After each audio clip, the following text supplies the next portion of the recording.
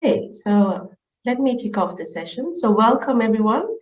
It's a great pleasure to see our alumni and students joining in with us. So this is our first, one of the first professional development events that we're doing from the alumni relations team at the Faculty of Science. So I'm delighted to invite you all today.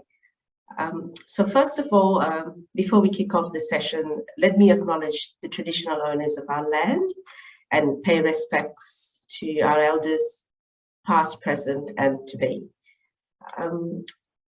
Just a little bit of a background for this event. So a lot of the science alums and the graduates actually have asked me when I started in my role that if there are alumni that they can connect to find out how you actually transition from being a student to a graduate in the science, within industry or in research. And also once you are in a role with a couple of years of experience, where to next? And a lot of them have asked, look, can we speak to alumni who've done it? So because of the request that's constantly sort of come my way, I thought, look, it's a good way to actually have a panel with our alumni as well as some experts from the recruitment space to talk about it. And I think as a science alumnus myself, because the degree in science actually gives you a variety of transferable skills, I feel like we are able to apply our skills in many different areas. And it does come to a point sometimes where you feel like I can go into all these areas, but can I?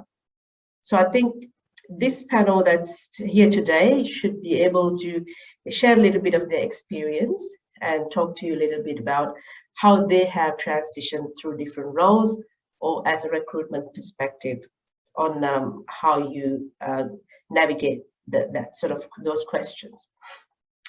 So without taking further time, just a little bit of the format of the event today. So the presenters will present for half an hour. And then after that, the Q&A session will kick in. If you do have questions when the presenters are presenting, I'd ask you to put it in the chat function. And when we come to the Q&A section, we'll get the presenters to actually answer those questions so that we make sure that the presentations are sticking to a time, and then we have enough time for Q&A at the end. In terms of the actual event, it will be recorded. So if anyone of you don't want your images to be captured, please turn your cameras off. And also, if you keep your microphones muted, that would be great so that you can minimize any disruptions. So let me move on to introducing our fantastic panel today, who's taken their time after their busy schedules. So I thank you all. Let me just quickly share a little bit of a background about the panelists. So in terms of the presentation order, I'll just introduce Karen Robotham. Karen, if you want to just say hello, turn on your camera and say hello. Hi, everybody. There you are. That's Karen. So Karen's joining us from Prensa. Yes. Oh, sorry.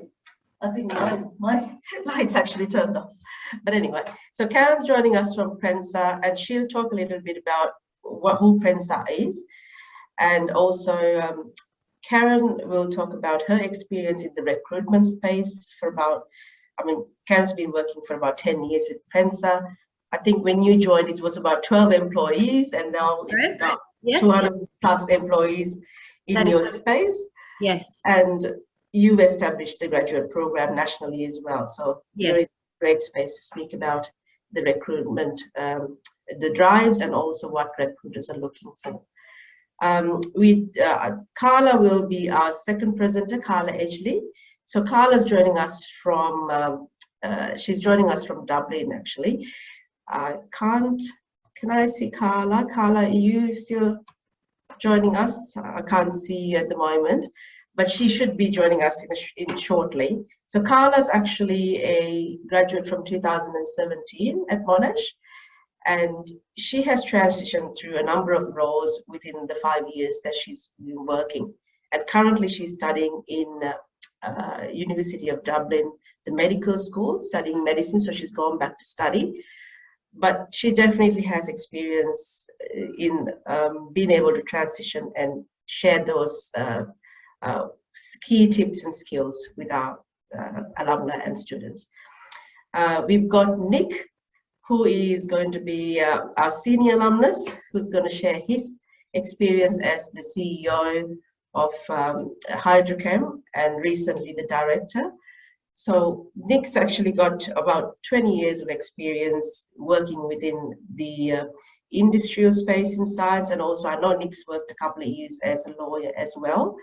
So in that leadership space, he can talk about what are you looking for in terms of if you're moving into management or leadership roles, and as employers, what will employers be looking for as well.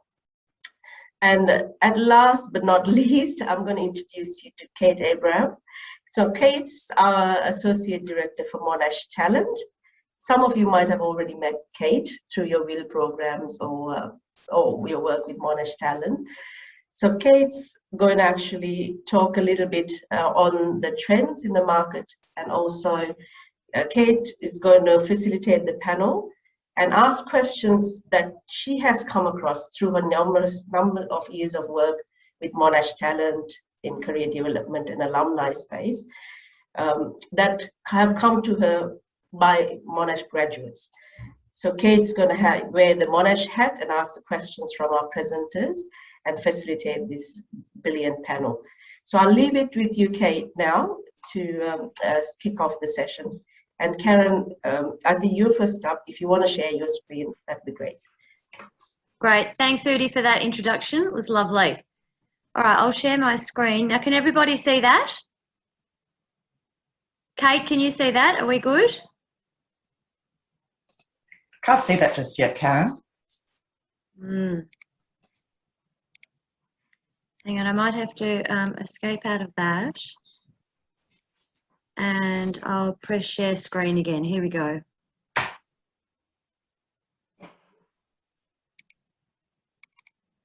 Okay, how does that look? A bit better? That looks better. We just need to click on the present icon and we're away. Right. Thanks, Karen. Okay, thank you. So as Udi said, I'm here representing Prensa and hoping to talk to you about the graduate journey and a little bit about who we are and a little bit about consulting. So I want to touch on obviously who we are, what is consulting, recruiting graduates and some of the attributes that we look for when we select our staff, and I'm sure the rest of the panelists can add to all of this as well. Any transferable skills, because we find a lot of people leave those off and tend to not want to chat about their jobs that they've had through uni or even high school for that matter. And then I'll touch a little bit on the graduate program as well. So who are we? Some of you may or may not know who we are. We stand for PN is property, EN is the environment component, and SA is for safety. So we consult in these three disciplines, and we can refer to ourselves as a risk management professional services company. So we mainly deal in the areas of hazardous material, some contaminated land. We also look at waste management along with property risk, and some of you may or may not have heard of occupational hygiene. So these are the services that we get needs from our clients, whether they're bespoke or of a general nature, and they come to us and look for results and answers.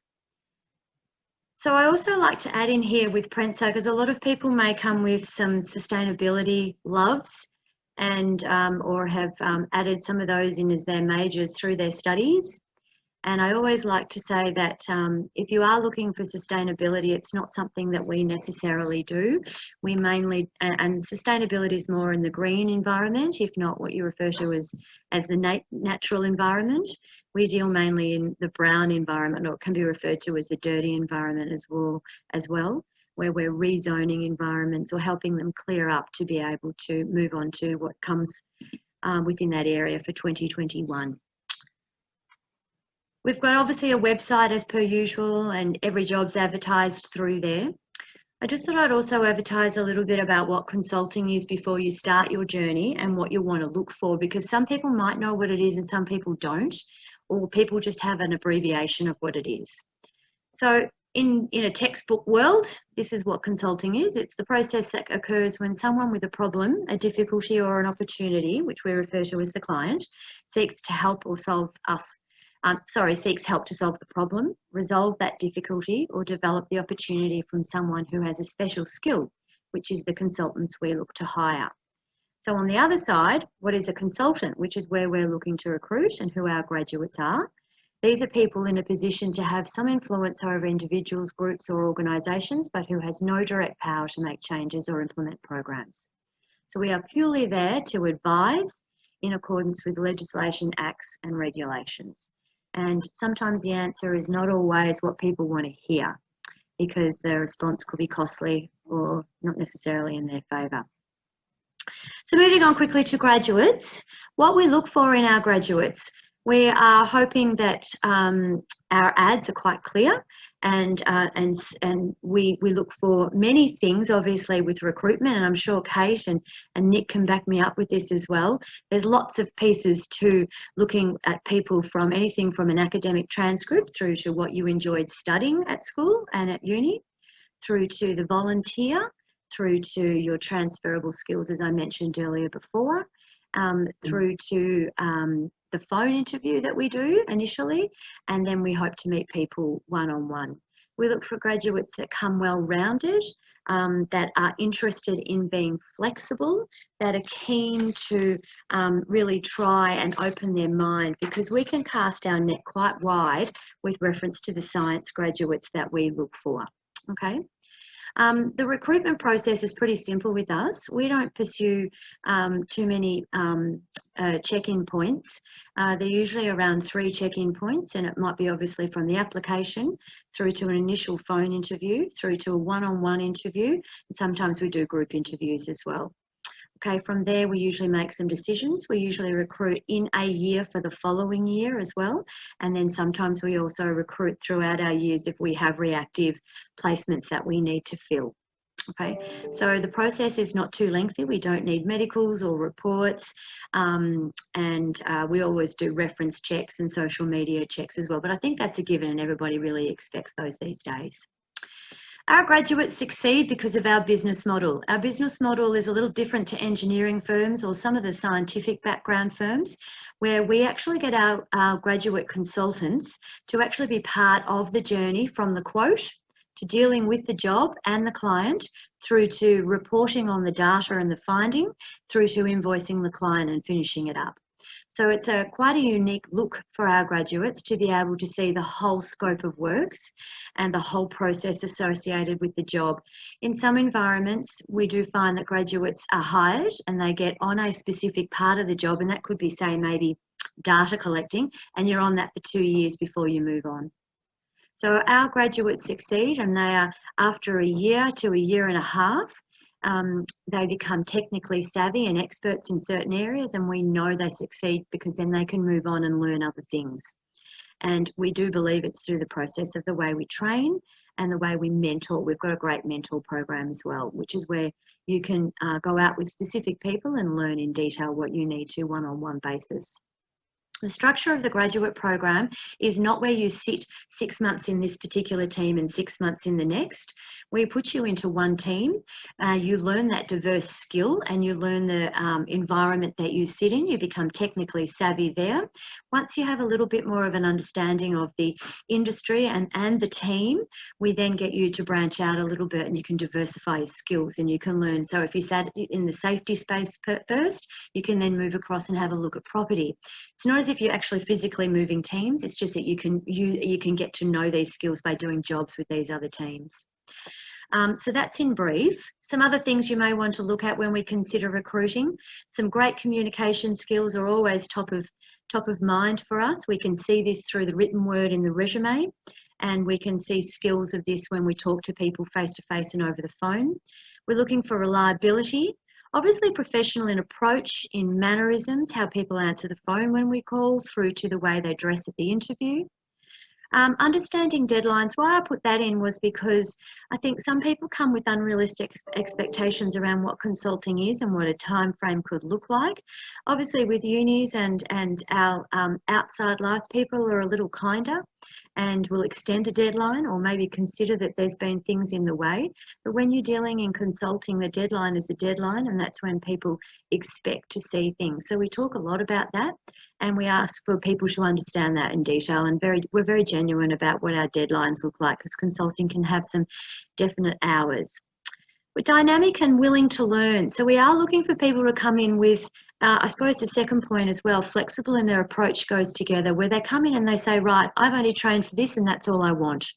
We're looking for graduates who actually say, well, I did learn this, but I'm so keen to try and cut my teeth on anything. I really want to learn more about consulting just in general. When do I start? Something along those lines. Yeah, so willing to step outside. We appreciate everybody has an end goal and maybe look to train for that and study for that. We absolutely know that. But along the way, obviously as graduates, willing to understand and learn other areas and aspects is a bonus, especially in consulting. We are looking for people who are very self-aware. Being humble in consulting is paramount. Being able to listen and consider all aspects is a big part. So we can't walk in and say, we know you must listen to us and that's how it goes. So we do ask that people and our graduates are very self-aware. Report writing skills is a must that I briefly mentioned before, because obviously we need to report on the data we find. So it's not scientific necessarily, it's in lay terms. So our graduates learn how to translate that. So anybody from an electrician through to the plumber through to the CEO could pick it up and it could make sense of what we've scientifically analysed. Okay, if I'm all right, still keep going, Kate, Udi? Yes, please do. Some transferable skills that we always look for is collecting, interpreting data. Can we see that in people's resumes? What have they done in group assignments and presentations? So you might like to, we don't need massive reports in our resumes, but it's good to see maybe some of the site work that you've maybe on, or some international projects that you may have had, some awesome opportunities, which I know have sort of got a bit tricky the last few years, but it's a great way for us to be able to see even some of the volunteer positions that people work with Parks Vehicle, the waterwork companies, electricity companies. A lot of volunteer and internship can show how you can interpret data. Again, there's a reporting and applying technical knowledge. Again, we can see that in any reports that people elaborate on verbally as well. And the last 2 points there about skills and soft skills and customer service. We obviously look at what people do in their roles at Bunnings and Woolworths and, the McDonald's, and all of those roles bring as much as we hate to say, it helps us deal with the general public. It helps us understand what to do if a tricky situation is popped in front of us. And we do bring those up, and we talk about how they might use them and how they've, what's the best part of those roles as well, and what they didn't like about customer service. So they're always invaluable skills to add to any resume as well, if you haven't got it on there. So I think it is very brief, and I hope that makes it a little clearer. And if there's any questions towards the end, I'm happy to ask them, but hopefully that's enough for today. Thank you, Karen. I just thought I'd ask a couple of quick questions before we move on while they're at top of mind. Sure. I know that you promote through the Monash Career Gateway site and your own website as well for Prensa. You mentioned graduates. Can you talk a little bit about whether it's mostly undergraduates or master's graduates or even PhDs who you tend to hire, some of the backgrounds of your staff, if you wouldn't mind? Absolutely. And our net can be cast so wide. We have recently just recruited a lawyer who took a change of pace and had done science in Year 12, and has proven to us through some of his recent work that he is able to pick up along the way. So am I saying, yes, only master's students apply, only PhD? Absolutely not. Anybody and everybody who feels that consulting would fit in their journey, and that's the trajectory that they were keen to take. Obviously, we would ask them many questions as to why the change and what they wanted to do. And as I said, I think top of mind for me is that they have to be flexible in their approach. And I think if I can, and I'm sorry to the PhD students, I think your focus is probably a little more tuned because you have probably done so many years around a particular topic, and we don't find they're as flexible in their approach. But it's not to say that we don't have masters and PhD students and current doctors as well. Why do I look like this? All I can see is me now. I spotlighted you, Karen. Oh, yeah. So anybody and everybody, Kate. And obviously the criteria is noted within all of our job advertisements, whether it's on Seek or on Indeed, and through to our LinkedIn page. So of course, link in with us and follow along and see what we've got on offer. We have current information around regulations and changes and what Prince has been up to and who we're recruiting, and lots of information that's relevant to this group. Terrific. Thank you, Karen. I might ask Nick Duncan to show his video and start his short presentation. Nick?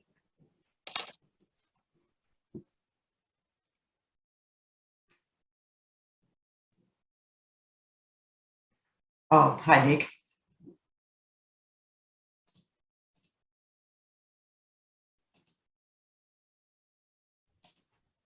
All right, thanks for there that. we go. That's great. Thanks, Karen. Just to follow on, I suppose I was going to talk just about my personal journey just for a couple of minutes. So I completed a science law degree at Monash in '97, a long time ago. And then I worked overseas, moved to London for a couple of years and worked over there just doing the sort of jobs that Karen mentioned, customer service type roles, so nothing professional. Returned to Melbourne and then used my law degree, did my 2 years in a law firm, and then moved into a company that I'm still working at called Hydrochem, which is a water treatment company. So we look after cooling towers and boilers and water systems on sites such as Crown Casino and the Rialto and lots of major hospitals and that sort of thing. So we're preventing outbreaks of Legionnaire's disease and preventing assets from corroding. So it's a service-based industry that's quite scientific. And then moved into lots of different roles at Hydrochem over the following sort of 6 or 7 years, and then ended up as a GM and then CEO. In terms of career milestones, I suppose looking back, we did things like we opened an office in Sydney, and I moved up there for 2 or 3 months and basically started it up. And then we actually acquired a company a few years later in 2007, and I moved back up to Newcastle that time to help with the transition, moving from the existing company over to our company. So that was a good experience. We, as an organisation, we won a big water treatment plant, water recycling plant in Geelong, which was recycling stormwater into a factory in the previous drought. So that was 2010. So I more or less moved down to Geelong for almost 12 months and ran that project.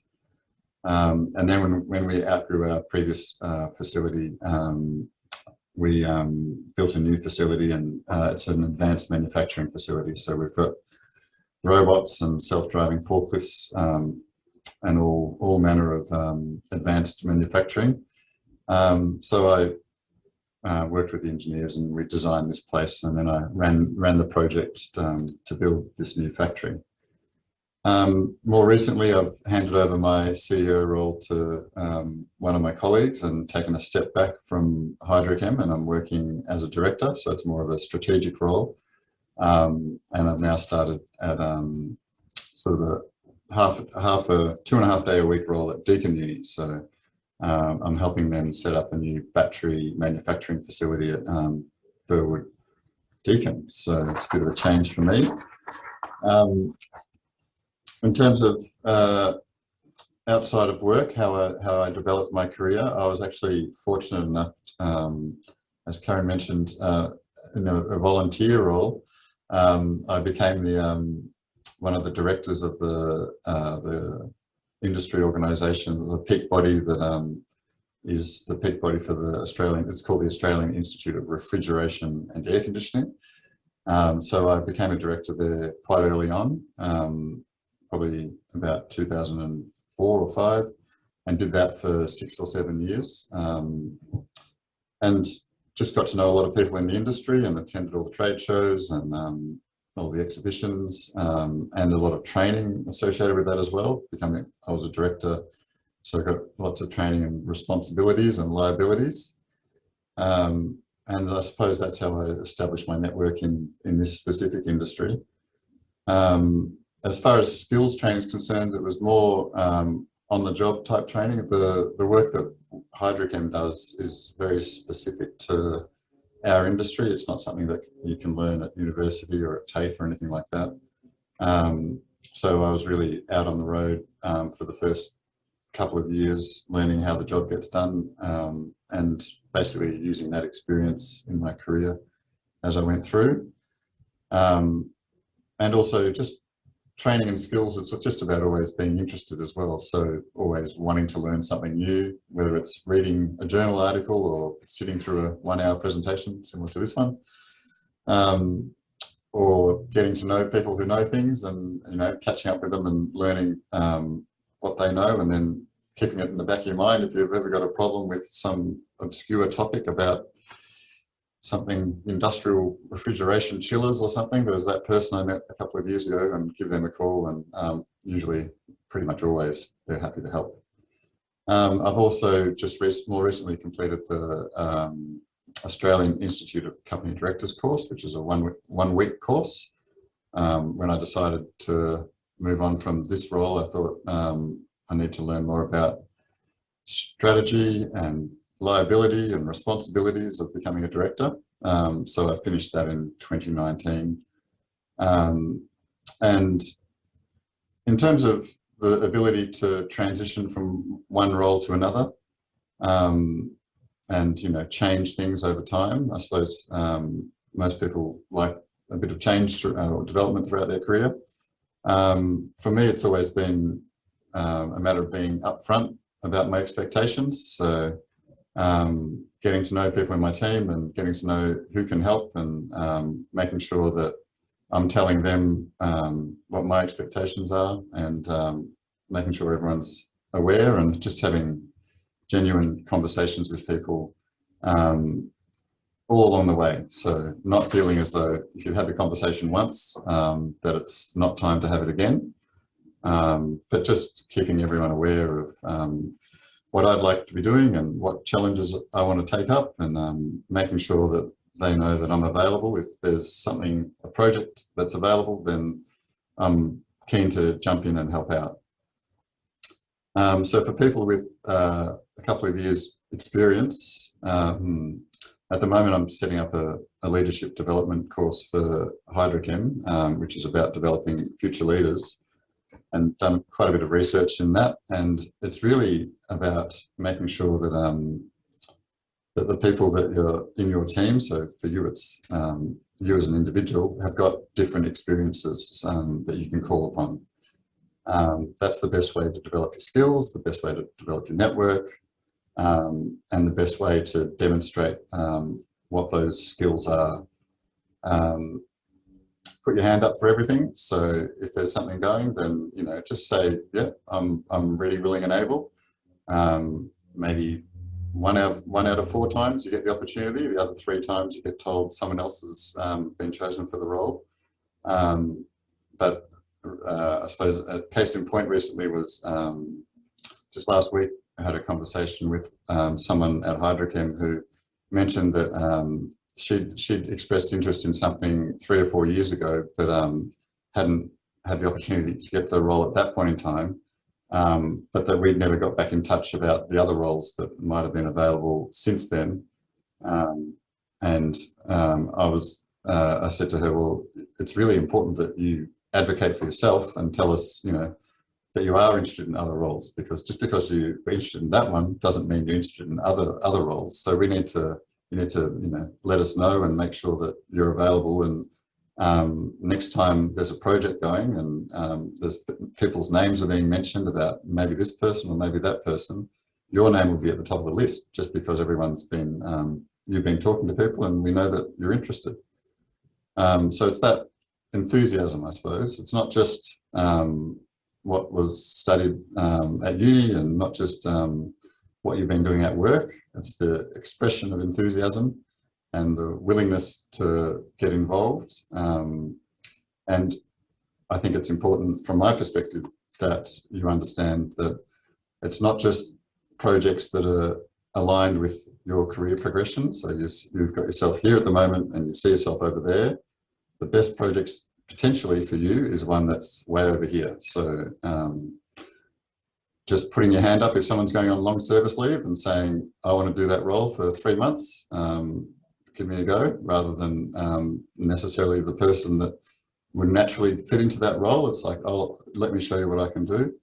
The other thing that comes up quite often in our organisation is IT projects. So there'll be a new IT project, and we'll need someone who's got skills in an area of that area who's not an IT person, and looking for someone from the area to jump in and help out, and that gives you another set of skills.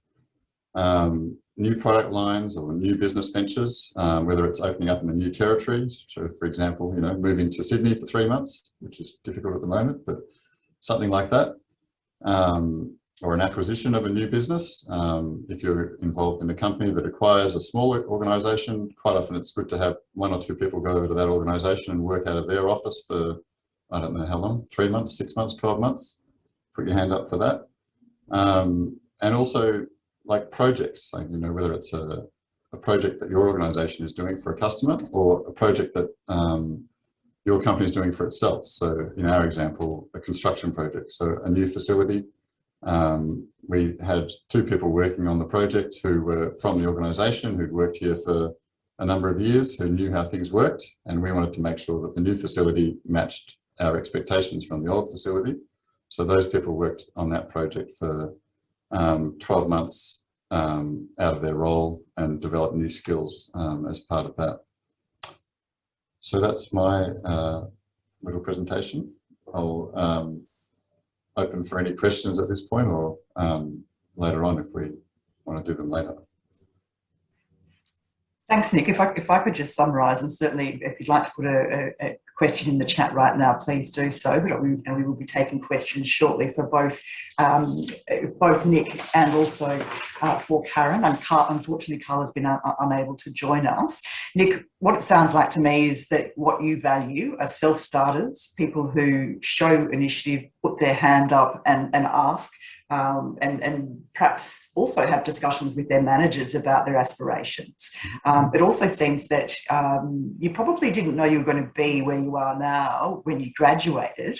Would you say that your sort of career has been a bit more serendipitous, taking advantage of opportunities, looking for new things for yourself to grow?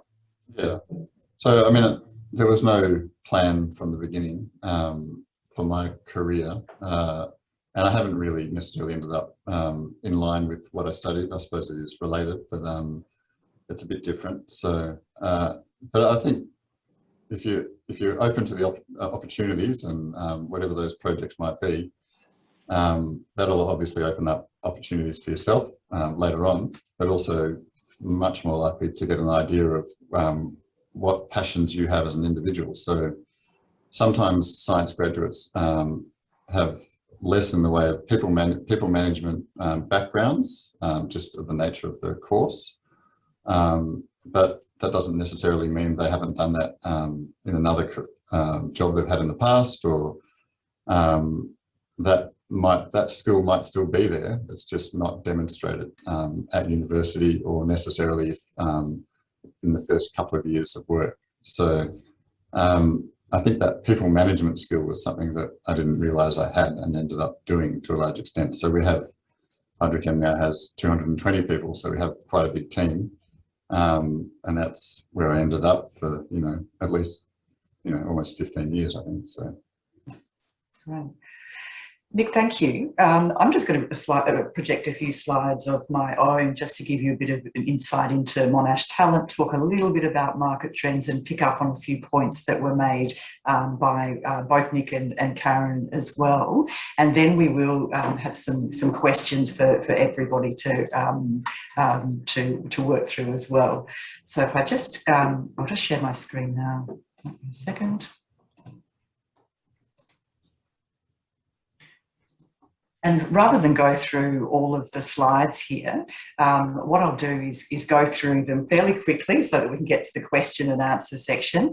And these slides, as well as those from Karen, will be available. Udi will send those through after the session as well. So just to let you know about Monash Talent, Monash Talent is essentially, we see ourselves as the conduit between Monash University and industry. And we have clients who are interested in quality Monash graduates and early career professionals. Our job is essentially to nurture early career professionals and to have them well prepared to be presented out to our clients when they're a good match with the opportunities that our clients have offered us to fill for them. So connecting early career professionals with workplace opportunities is essentially what we do, and I encourage you to register with Monash Talent and upload your CV if you are even interested in another opportunity right now. That gives us the opportunity to find you should we get an opportunity that comes up that would appear to match with your skills, your experience and your aspirations as well. Just to give you a little bit of insight into the current market, this is some data from the National Skills Commission March report on recruitment insights. And what you can see from that is that there has been a large increase in expectations in terms of hiring staff. There's also been a rise in difficulty in recruiting the right staff as well.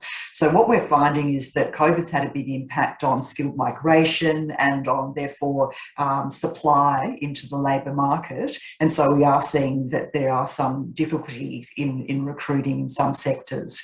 COVID has also had an impact on the way that we work as well. So, you know, hybrid work environments and skilling up to be able to work within those environments is really important as well. I've just put a note here on the side, which actually comes from Monash's website around global challenges.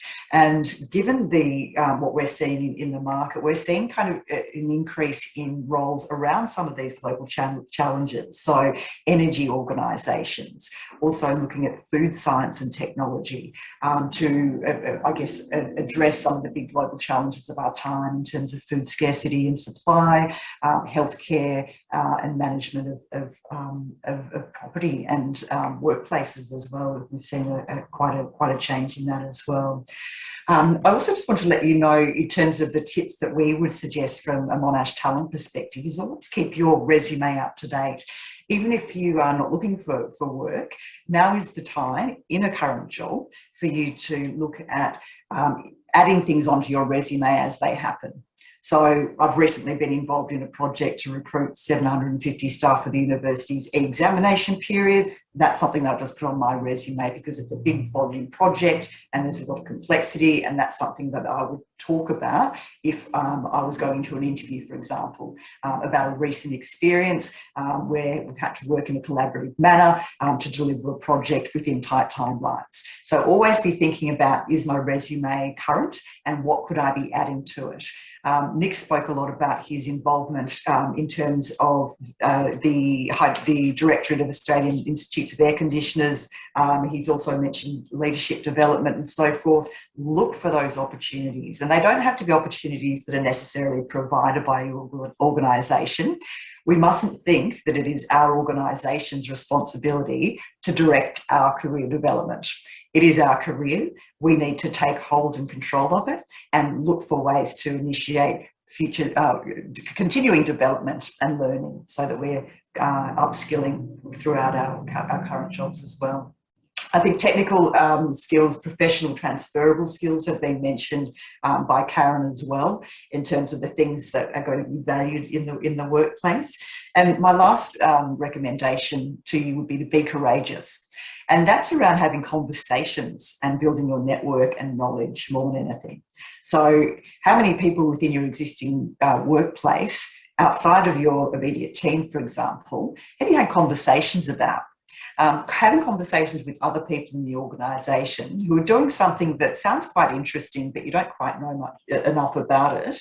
You know, ask to have a conversation with someone around what they're working on right now. You're wanting to sort of develop your knowledge of work within your own organisation, or indeed others as well. So I'll perhaps ask our panellists as we move into the panel discussion now, not to stop my my screen sharing, is to find out a little bit about how you would suggest that we go about, or that people here in the audience go about developing their networks, particularly in a time when going to on-site functions can be quite a challenge.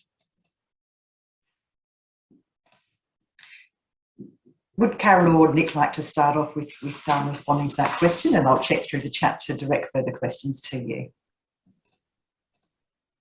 I think a lot of our, Nick, sorry, are you all right if I go first? Yep. I think a lot of our graduates have, Kate, if I can, COVID has made things very tricky. Yeah.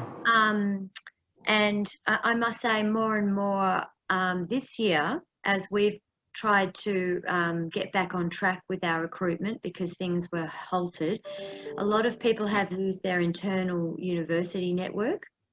I think that can go without saying. It's priceless. And through to some of our graduates are already here, are familiar with people from group assignments.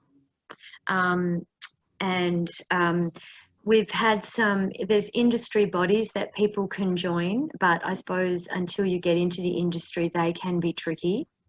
I know the universities, obviously like Monash, are fantastic at making sure there's alumni groups and that they're part of. But again, this year looks a little different. Nick, did you want to add anything else there? Yeah, I think it is a lot more tricky. I agree. It is. This year. Yeah.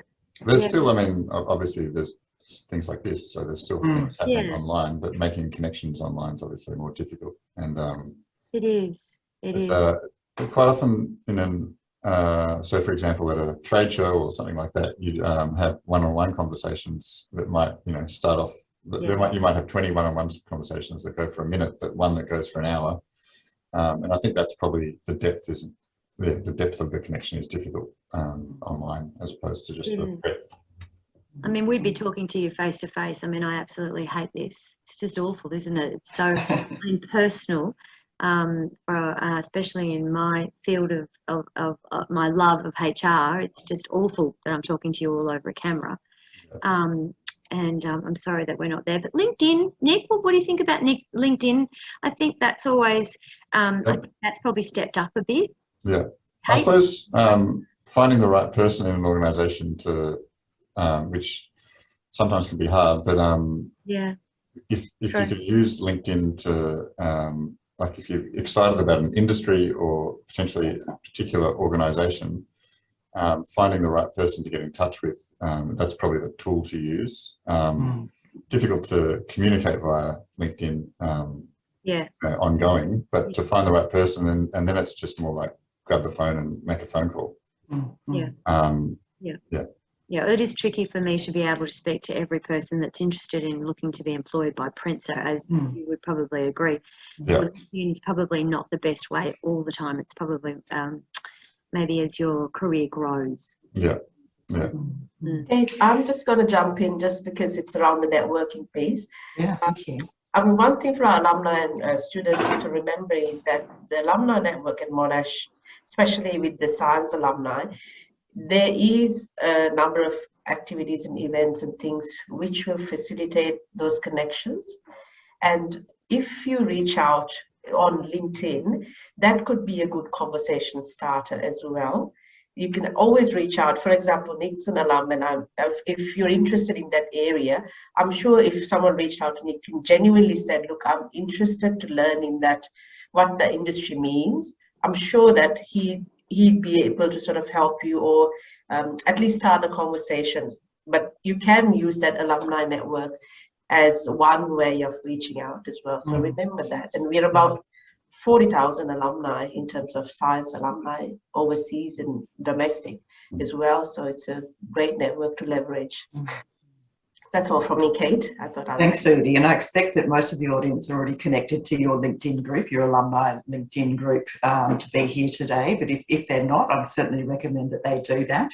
And, you know, it's a way you approach it and your courage. So you might, you know, reach out to Nick and say, Nick, I heard you speak at the event. Sounds like you're crazy busy. Is there someone at your organisation who I might be able to talk to explore things? So Nick might put you on to one of his colleagues to have a discussion.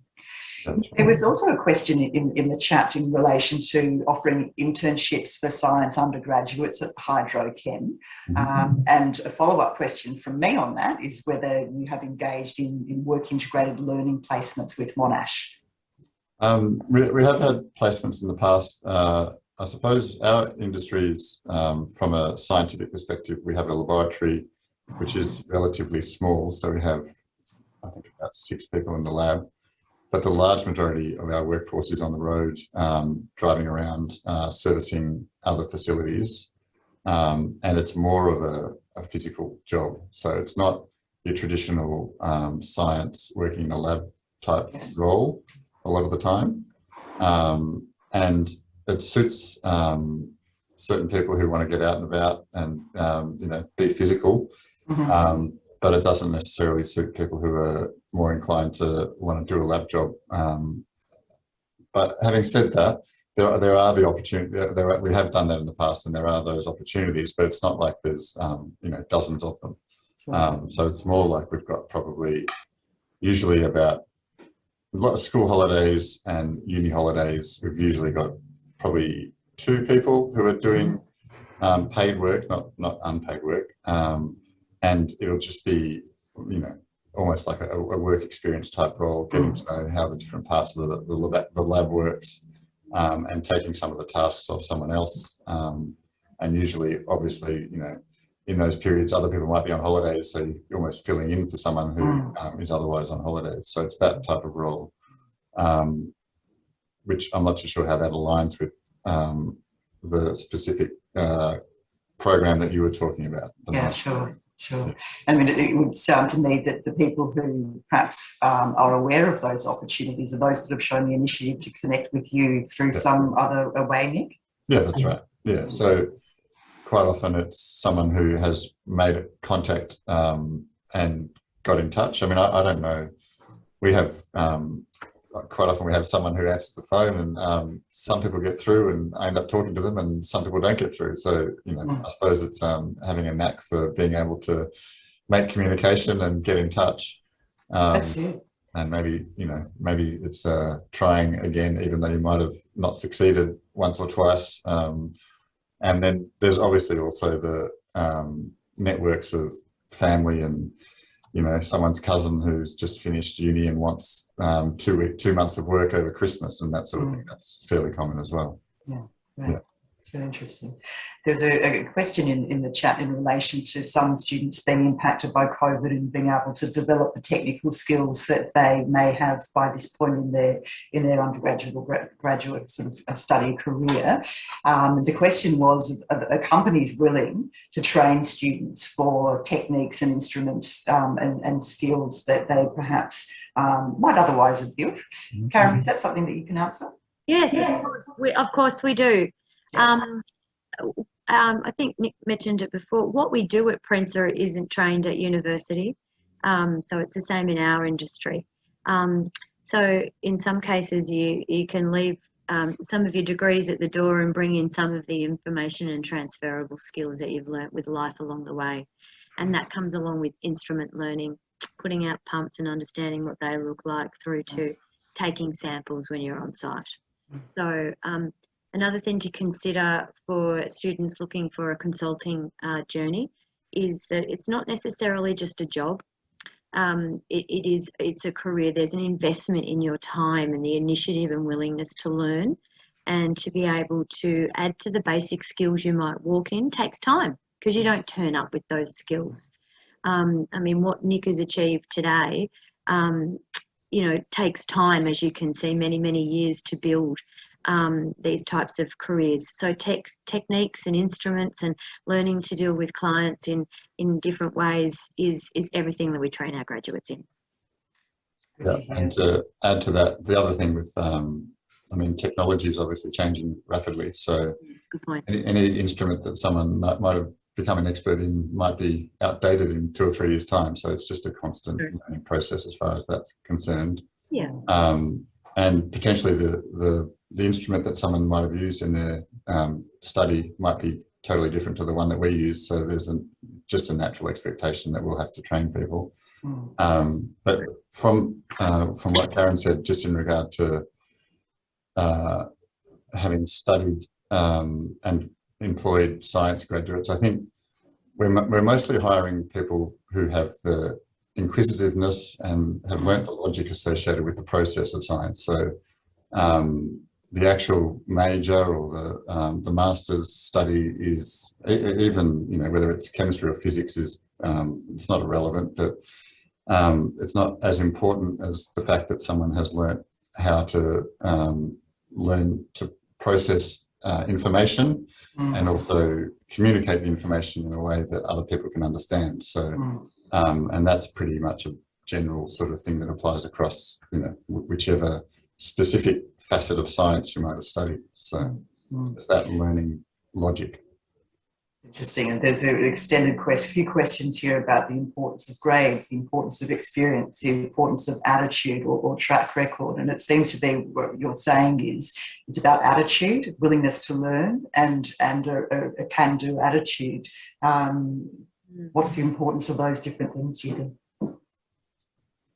Yeah, from my perspective, we don't ask for people's grades. So we'd like to see a certificate of completion, and then we make the judgment based on more, I suppose, experience, life experience, other jobs. As Karen mentioned, you know, 4 years at Macca's is, you know, pretty impressive. Dealing with that's public. That's right, and you're learning a process associated with a job, and, you know, I don't know, I never worked at Macca's, but it's probably a pretty menial job, and you stuck it out for 4 years. I used to make my own burgers. It was fun. That's right, yeah. And you've worked in a team, and you've dealt with the public. So all of that is extremely valuable. For us, we do take academic transcripts, and it's part of our picture. As I said at the start, there is a plethora of things that we look at when we meet people, from chatting to people through to the presentation of themselves, through to the way they speak and answer our questions, through to the reason why we look at their academic transcript is to say, okay, well, they're mucking around in year 1 and going out for a few drinks on Friday night, but look at what happened in year 2 and year 3, their majors and their minors and their interests and where they lie. And why did they study certain subjects? It's a topic of conversation. It's about how people communicate why they've chosen that trajectory or why they've changed paths from, I don't know, a science degree to civil engineering. What the heck was that change for? So it also adds to how we could utilise people in certain teams. So it's everything. It's everything. It is about, yes, the transferable skills and the flexible attitude and the academic. It's everything, and the grades too. Yeah. I've got another question here, advice to students who don't have work experience looking to get into industry. And what Nick's just said there is work experience doesn't need to be industry experience or experience in the area that you might ultimately get to. It is any experience of getting up, get there to work on time, you know, developing a work ethic, developing, you know, commitment to a cause. And that could also, you could substitute volunteer activity for that as well. You know, if you're regularly going to volunteer at an organisation and give of your time and so on, that's also going to look good on your resume when you're going to approach someone. Absolutely. I've just recently hired somebody who volunteered in an aged care facility that their grandparents were at for the last 5 years. We used to go in and play bingo with them. Now, that's nothing to do with what we do here, as much as we probably do and would love to play bingo on a Friday night. I do love it myself. It added to, we talked about, and they stayed with some of the exercise programs, but it was that they also were able to show that they could work during uni, that they could volunteer during uni, and that they're able to complete their studies. There's a big message in those resumes that are able to display things. I suppose when you can't meet people, it's how and Kate, in recruitment, you would probably vouch for this. When you look at a resume, you can't see anybody. It's words, isn't it? And how do you actually say, this is me, this is Karen, this is what I'm about, without going, oh my God, waving the flag too much? I don't know if I can explain it any other way except for that. It's yeah. Nick, you've probably seen a million resumes in your time as well. Yeah, and for us, a lot of our science graduates either work in the laboratory or they work in the field, and then after a number of years, they move through the organisation and end up in a sort of more of a technical sales type role. And not that we're necessarily recruiting at the outset with someone entering that sales realm 5 years down the track, but those skills that you spoke about, Karen, before, about just managing people, whether it's your own team or working in a team, obviously, in any organisation, but also just being able to deal with the public and having had experiences of things going wrong and, nasty people who you never want to see again, but you had to handle it and you handled it. Yep. And all those things are very important, and that's what you get from, working, for example, like you said, volunteering or aged care or whatever it is. So, and then the other advantage is, it's an extra network of people, and quite often if people know that you're looking for a job and their uncle is the general manager of such and such a place, and, I'll let him know that, you're available, and then 3 months later you get a call saying, is that guy still available or that girl still available? We've got a role that, maybe that they're interested in. So it's that sort of expansion of your network. If I can add to that too, I had a recent chat with somebody that was willing to take any job just to get into Prensa. And they said, I will start as reception. I will show you that, I can do that job. And they were keen just to try anything. I don't think those days have gone where people were willing to do anything to get into a company. I think if you're set on an industry and a company that you want to be part of, any foot in the door can always help. And it's not necessarily, and it's great who you know, not what you know sometimes, isn't it? But I hate that saying, but it's sometimes true, but in the same breath, you can come from another angle as well and just do anything to get into a company that you want to be part of. And you create who you know, right? You create who you know. And if you don't know somebody, there was a question also in here around, would you suggest an email or a phone call if I wanted to approach you? And perhaps it's both. It's, introducing yourself in an email, saying something about yourself, and you might follow up with a call after that. Yeah. I'm just conscious that, Udi, that we're almost at time. So I might hand over to you at this point to wrap, if that's okay. We'll probably talk all day, but...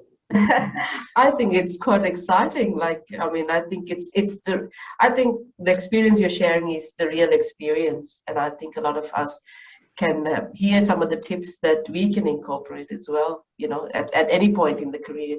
So thank you all to the brilliant panel, and a huge thank you to our alumni and students who joined in this afternoon.